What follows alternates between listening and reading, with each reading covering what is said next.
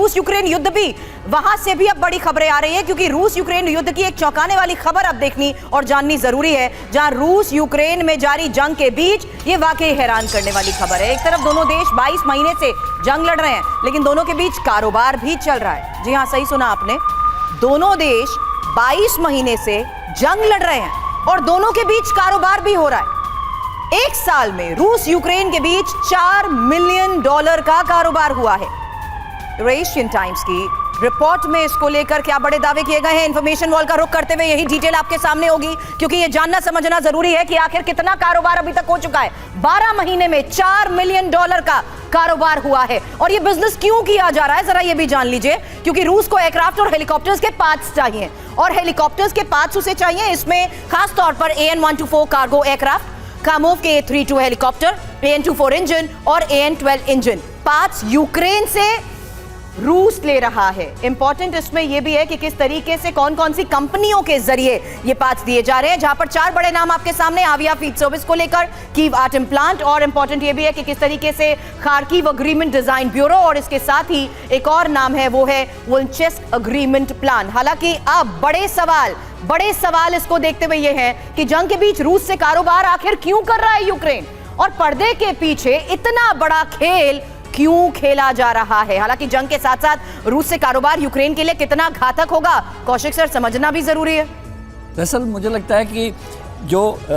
ये दोनों देश इस तरह से गड्डम गड थे, USSR का जो हिस्सा थे, इवन भारत की जो वायुसेना है उसके AN-32 का ओवरहॉलिंग यूक्रेन में होता था, और हमारे भी 5 प्लेन वहाँ पर इस युद्ध के कारण फंस गए थे, उन दोनों की लड़ाई के कारण फंसे हुए थे।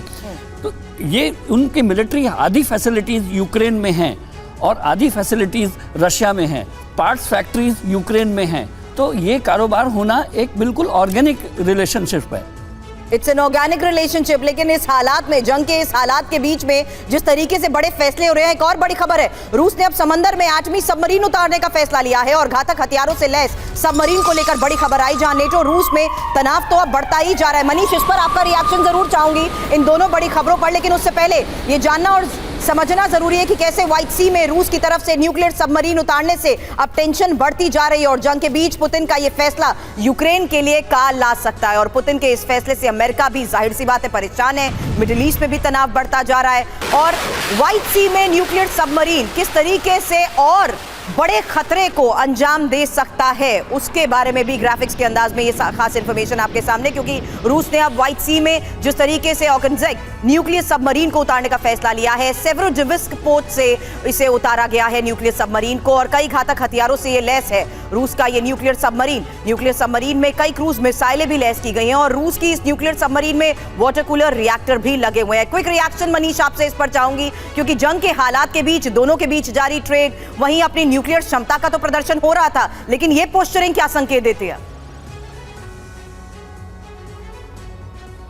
देखिए सुरभि, पुतिन के हौसले बुलंद हैं, और होंगे भी क्यों नहीं, क्योंकि रूस ने अब देख लिया है कि यूक्रेन में जो अमेरिका या पश्चिमी देश लगातार समर्थन दे रहे थे पैसे से या हथियार से, अब वो दे नहीं पा रहे हैं, और ऐसी स्थिति में यूक्रेन पर तो उनकी जीत सुनिश्चित है ही, लेकिन रूस को यह अंदेशा है कि जैसे जैसे रूस आगे बढ़ेगा वैसे में फिर अमेरिका और नाटो ताकत एक बार फिर रूस का मुकाबला करने के लिए पूरी ताकत से रूस के खिलाफ लड़ेगी। इसीलिए रूस अपनी तैयारी हर हालत पर करना चाहता है, फिर वो चाहे न्यूक्लियर सबमरीन के लेवल पर हो या फिर दूसरे और इलाकों में भी जो आप जंग देखते हैं जिसमें रूस अपना इन्फ्लुएंस बढ़ा रहा है। तो इसीलिए अब रूस की कोशिश है कि अगले साल यानी 2024 में, जब उनका अपना अनुमान है कि यूक्रेन के वो टुकड़े टुकड़े करने में कामयाब हो जाएगा पूरी तरह से, तो उसके बाद की तैयारियों को लेकर आप न्यूक्लियर सबमरीन की डिप्लॉयमेंट को देखते हैं या फिर इस तरह के जो कम्युनिकेशन देखते हैं। रही बात यूक्रेन के साथ, तो मुकेश कौशिक जी ने सही कहा, आपको देखिए रूस और यूक्रेन के बीच का जो संबंध था, इतने दुश्मनी के बावजूद भी